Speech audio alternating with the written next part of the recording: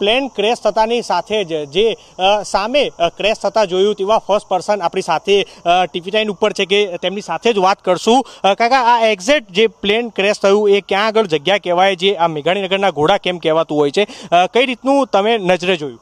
આ પ્લેન જેવી રીતે 1 અને 31 મિનિટે જેવો હું જમી અને મારા ક્વાર્ટર્સમાંથી બહાર નીકળ્યો એવું જ પ્લેનનો મને ક્રેશ થવાનો અવાજ આવ્યો.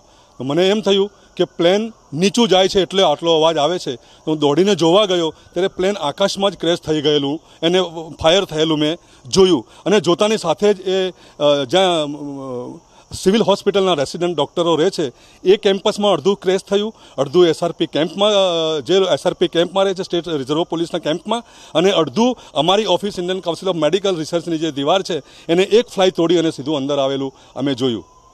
કઈ રીતના તમે ફર્સ્ટ તરત જ 108 ને 100 ફોન કરી અને બોલાવી, અને કઈ રીતનું તમે મદદમાં આવ્યા? મેં જેવું ફાયર થયો ને અને જેવું મને ખબર પડી કે આગ લાગી છે તો સૌથી પહેલાં મેં 108 ને અને ફાયર બ્રિગેડને ફોન કર્યો. મારો નંબર છે 94 281 15 355.